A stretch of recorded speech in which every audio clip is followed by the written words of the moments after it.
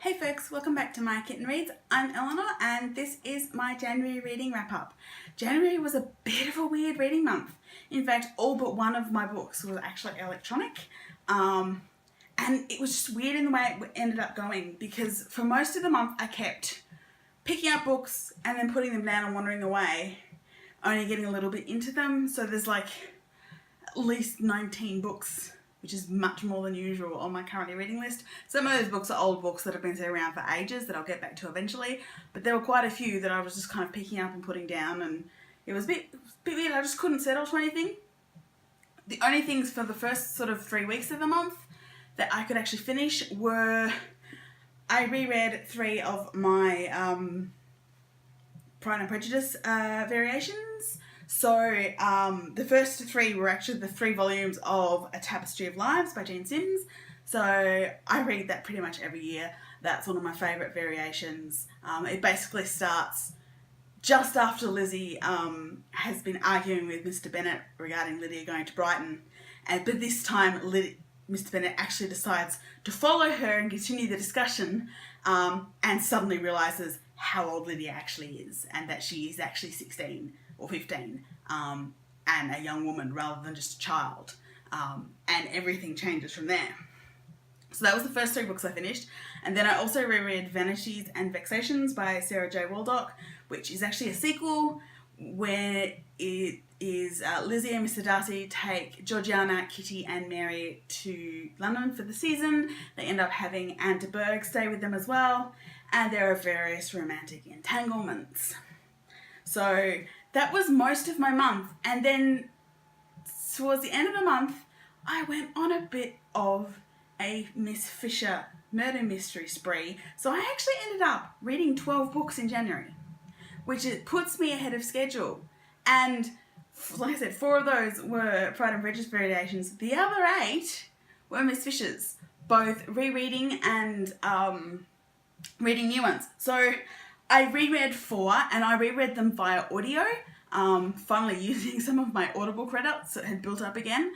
So I reread Cocaine Blues, Flying Too High, Murder on the Ballarat Train and Death at Victoria Docks. So that was like reminding me, because it is different to the television show, I'm more familiar with the television show, and some of the characters are a bit different. There are some extra characters in the books, and there are some ongoing characters that only appear once or twice in the TV show. So yeah, I'm continuing that. I'm in the middle of another reread via audio at the moment. And then I read 4 new ones in January.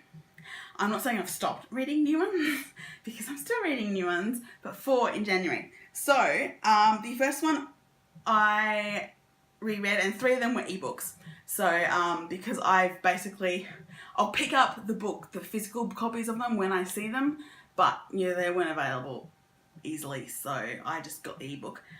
So the first one I read was Raisins and Almonds. I really enjoyed this one. It was like a lot of Miss Fisher books will focus, an individual book will very much focus on a particular part of Melbourne or Australian society in the late 1920s. So Raisins and Almonds is very much an exploration of the 1920s Jewish community in Melbourne. I don't know enough about Jewish culture to know how accurate it is, but given that most of her books actually have a massive list of references at the end, so she actually shows you that she's done her research. So I'm hoping it's fairly accurate. I actually found it fairly positive, even though the murderer was part of the community. There was probably some stereotypical stuff, but there were plenty of slightly different characters that you got, I think, at least a positive and maybe kind of more rounded view. But again, I'm not actually qualified to say that. I'll just say that I enjoyed most of the characters and I really enjoyed the story. The second one I read, which is the only physical one that I have to show you, is Death Before Wicket. And this one, Franny goes to Sydney on the invitation of a couple of university students who want her to discover who stole the exam papers and various other items from the faculty safe, because their friend is being blamed, but they don't think he did it. So there are various intrigues And there's a lot of cricket. I laughed my way through this because I loved it so much. Because they go not only to a test match between England and Australia, but to like the faculty versus students test match. And there's this old professor who's just retiring, and Friday goes to his retirement dinner, and he keeps talking to her, sitting next to her at the matches and talking to her about cricket, just for paragraphs and paragraphs. About when he was 11 and still living in England, and he went to see W.G. Grace play, and he was amazing. And then they're at the test match, and he's like, oh, our team is too old, they're over the hill, but there's this new youngster coming up that I'm really looking forward to see. He got a massive century for New South Wales. His name's Bradman, but he's playing 12th man. And I just laughed and laughed and laughed. So I really did enjoy this. There was an interesting sort of moderated view on prostitutes at the time in the 1920s. They weren't a big part of it, but it sort of went into a bit of the social stigma, but also, there were prostitutes that were trying to learn more so that could be more high-class escorts than slatternly girls kind of thing. So that was interesting. It did stigmatise mysticism quite a bit, and the sort of pagan religions and stuff. How much that, I imagine, given that Kerry Greenwood is listed in her bio as living with a registered wizard, I imagine it's probably just, hopefully anyway, just the 1920s stigma, not, in the world, not actually hers.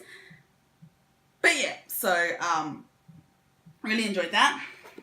Then I also read Away with the Fairies, which again has a theme. It's basically about a 1920s magazine. Miss Lavender, who illustrates stories about fairies and does artwork of fairies, is found dead.